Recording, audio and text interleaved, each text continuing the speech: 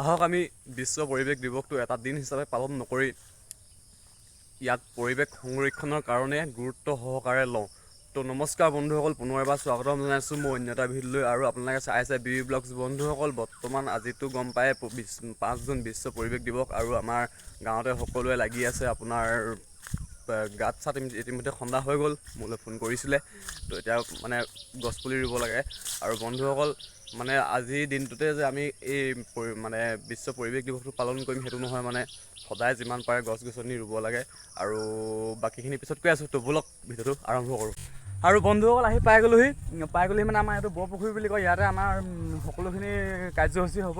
আৰু এইফালে আমাৰ বেনাৰখন এবাৰ চাই লওঁ। মঠুৱাপুৰ যুৱ সমাজৰ উদ্যোগত বিশ্ব পৰিৱেশ দিৱস আৰু কাৰ্যসূচী আছে আপোনাৰ গছপুলি ৰোপণ, চিত্ৰাংকন প্ৰতিযোগিতা, তথ্যচিত্ৰ প্ৰদৰ্শন আৰু সজাগতা সভা। তো মানে ইয়াতে আমি এইখিনি গোটেইখিনি সকলো ৰাইজে লাগি আছে। এইফালে ৰাইজ লাগি আছে স্কুলত। আৰু এইটো আপোনাৰ পুখুৰীটো দেখিছে যে এইটো আপোনাৰ বয়স কমেও 70-75 বছৰ বুলি শুনিছোঁ কোৱা মতে। তো ৰ'ব আগলৈকে ভিডিঅ'টো চাই থাকক, আপোনালোকক দেখাই আছোঁ সকলোখিনি। আৰু বন্ধুসকল মানে বহুত দিনৰ মূৰত মই একদম সৰুতে এল পি স্কুল আমাৰ এখন সৰুতে মই ইয়াতে পঢ়িছিলোঁ, এইখন বেঞ্চতে পঢ়িছিলোঁ। আৰু মানে আপোনাৰ চিত্ৰাংকন প্ৰতিযোগিতা, তথ্যচিত্ৰ ইয়াতে আমাৰ হ'ব।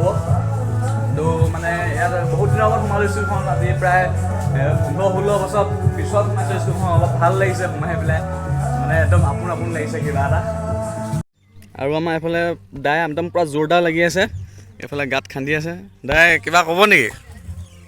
আজি কিটো ক'ম, আজি বিশ্ব পৰিৱেশ দিৱস বুলি পুলি ৰাইজৰ লগতে। তো ঠিক আছে, আমিও লাগি আছোঁ বাৰু অলপ। বন্ধুসকল আমি পৰিৱেশ সুৰক্ষাৰ কাৰণে সকলোৱে যিমান পাৰোঁ সিমান গছ গছনি ৰুব লাগে, আৰু লগতে প্লাষ্টিক ব্যৱহাৰ কমাব লাগে। প্ৰকৃত সম্পদবোৰ সংৰক্ষণ কৰিব লাগে। আৰু বিশ্ব পৰিৱেশ দিৱস পালনৰ মূল উদ্দেশ্য আপোনালোকে কি জানেনে? মূল উদ্দেশ্য হ'ল জনসাধাৰণৰ মাজত পৰিৱেশ সম্পৰ্কে সজাগতা আনিব লাগে। গোবৰ অলপ দি লৈছোঁ, মানে আপোনাৰ অকল মানে গছপুলি তেতিয়াহে দুদিন জীয়াই থাকিব। যদি ৰুই দিয়া পিছদিনাখনে যদি মৰি থাকে কিটো হ'ব আৰু, হয় নাই বন্ধুসকল? সাৰ দিব লাগিব, পানী দিব লাগিব, তেতিয়াহে গছপুলিটো সোনকালে ডাঙৰ হ'ব।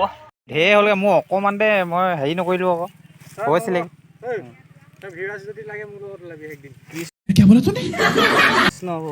সোনকালে ডাঙৰ হ'বি আৰু দেই, যাতে আকৌ ৰাইজে ধুনীয়াকৈ ছাঁ ল'ব পাৰে গছজোপাৰ তলত। পোনকৈ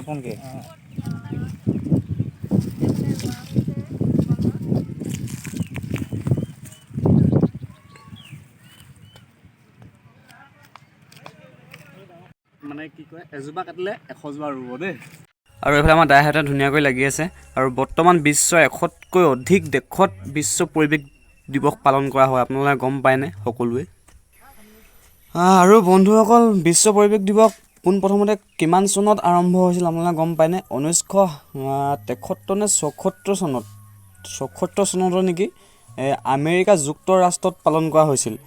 আৰু বৰ বিশেষ মই নাজানো, তো আপোনালোকে জানে যদি কমেণ্ট কৰি জনাবচোন মানে চনটো।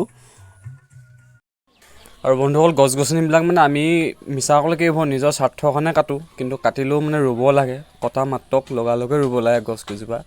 আৰুনো কি ক'ম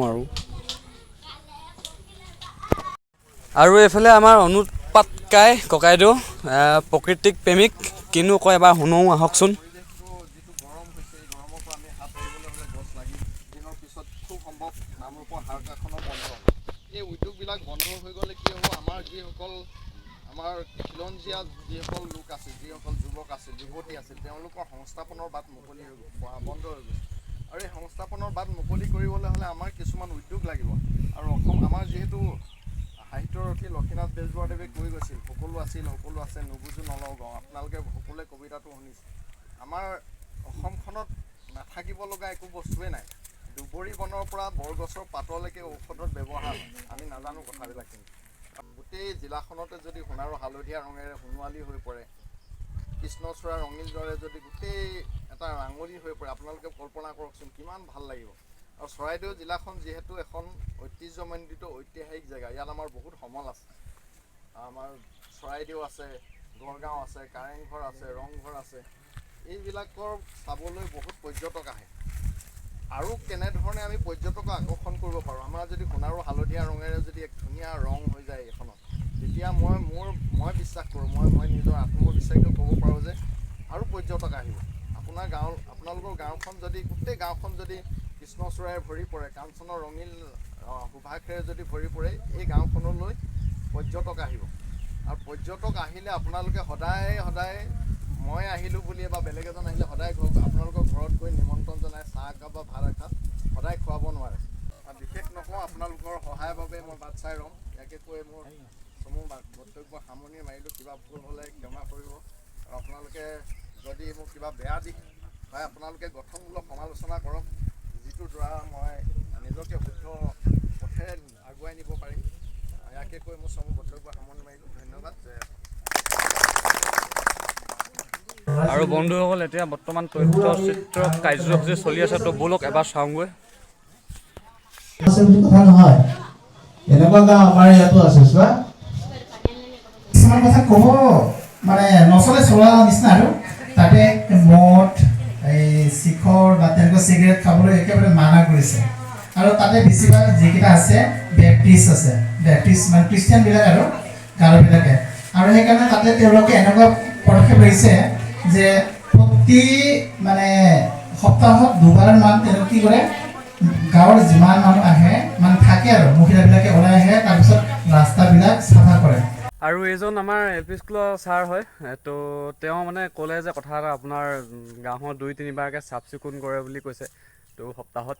তো এইটো ভাল পদক্ষেপ লৈছে, মই ভাল পাইছোঁ শুনি পেলাই। আৰু যিহেতু আপোনালোকেও ভাল পাইছে চাগে, কিন্তু আৰু আপোনালোকে ভাবিছে চাগে এইটো বোলো তাৰপৰা ইয়াত কেনেকৈ ঘপককৈ আহি গ'ল।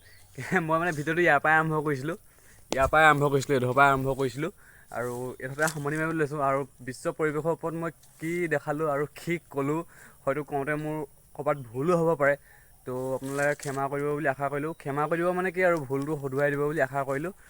তো বন্ধুসকল, ভিডিঅ'টো আজিলৈ ইমানখিনিতে সামৰণি মাৰিছোঁ। যদিহে মোৰ ভিডিঅ'টো চাই ভাল পালে, তেতিয়াহ'লে লাইক, কমেণ্ট, শ্বেয়াৰ, ছাবস্ক্ৰাইব কৰিব বুলি আশা কৰিলোঁ। ভিডিঅ' চাই কিন্তু সকলোৱে ছাবস্ক্ৰাইব কৰিবলৈ পাহৰি যায়, ময়ো পাহৰি যাওঁ বাৰু। তো একো নাই, আজিলৈ এৰিছোঁ। Bye bye.